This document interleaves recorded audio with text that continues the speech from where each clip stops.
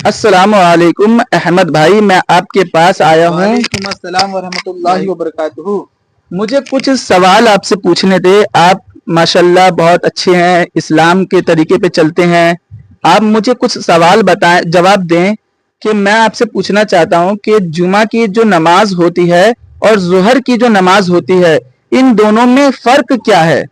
ये आप मेरे व्यूवर्स को बताएं कि इन दोनों में फ़र्क क्या है। आप आए, वीडियो के सामने आए। जुमा और ज़ोहर में जो अंतर है, जुमा की नमाज जो हम मस्जिद में ही अदा कर सकते हैं और इमाम के पीछे ही अदा कर सकते हैं। जुमा की नमाज हम अकेले नहीं पढ़ सकते। बेशक। और जो ज़ोहर की नमाज है, अदा तो बाजमात ही करनी चाहिए, लेकिन हम अगर अदा नहीं कर पाए बाजमात तो हम अकेले भी पढ़ सकते हैं। और अगर जुमा के दिन किसी की नमाज छूट जाती है, जुमा की नमाज, तो वो ज़ोहर की नमाज अदा कर सकते हैं। और रकात के मुतालिक जो आपने सवाल किया है कि इसमें कितनी रकातों का अंतर है, तो जुमा में जो हम रकातें अदा करते हैं उसकी कुल तादाद 14 रकात हैं, और जो ज़ोहर की जो रकात की तादाद है वो 12 रकातें हैं। और इस रकात को अदा किस तरह करते हैं? जो जुमा में हम पहले 4 सुन्नतें अदा करते हैं, फिर 2 फर्ज अदा करते हैं, फिर 4 सुन्नतें अदा करते हैं, फिर 2 सुन्नतें अदा करते हैं, और फिर 2 नफल अदा करते हैं।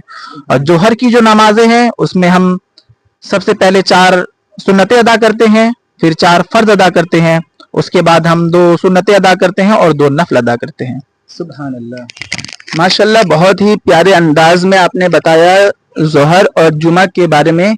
अब आप ये भी बताइए कि हमारे व्यूवर्स को, अहमद भाई आप ये बताइए कि मस्जिद में जाएं तो किस अदब से जाएं, किस लिहाज से जाएं, जरा ये भी मेरे व्यूवर्स को आप बता दें, क्योंकि मेरे व्यूवर्स भी नमाजी हैं माशाल्लाह, वो भी नमाज पढ़ने जाते हैं। तो किस अदब से जाएं, क्या तरीका होना चाहिए, कौन सा लिबास होना चाहिए, वो भी आप जरा इन्हें बताइए। जब हम घर से जुमा की नमाज या मस्जिद के लिए निकलें तो सबसे पहले हम गुस्ल कर लें और वुजू कर लें और एक पाक लिबास पहने, वो जो धुला हुआ हो, पाक साफ हो, जरूरी नहीं कि नया ही लिबास हो। और जब हम मस्जिद दाखिल हों तो दाखिल होने की दुआ पढ़ें, और उसके बाद जब हम मस्जिद में दाखिल हों तो अदब का ख्याल ये है सबसे पहले कि अगर आप लेट आए हुए हैं तो आप पीछे ही रहें, ना कि किसी की गर्दन को फांदते हुए आप आगे की तरफ चले जाएं। और जो पहले से मस्जिद में बैठे हुए हैं उनसे भी ये गुजारिश की जाती है कि आप सफ़ों को पहले से ही दुरुस्त रखें, ताकि जो पीछे आए उनको पीछे बैठने का मौका मिले। और जब आप जुमा के लिए जा रहे हैं तो जुमा की बात मुतालिक मैं ये कहना चाहता हूँ कि जब जुमा की खुतबा शुरू हो जाए तो उस वक्त आप कोई भी नमाज अगर पढ़ना चाह रहे हैं तो आप रुक जाएं, और जुमा के खुतबे के दौरान कोई भी बातचीत ना करें।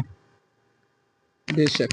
सुभान अल्लाह, माशाल्लाह, अहमद रजा ने बहुत ही शानदार अंदाज में आपको बताया कि जुमा के अदब, जुमा की रकातें, ज़ोहर की रकातें, और मस्जिद में जाएं तो किस अदब से जाएं। माशाल्लाह, अल्लाह ताला इनके इल्म में, उम्र में बरकतें अता फरमाए। अस्सलाम वालेकुम व रहमतुल्लाहि व बरकातहू।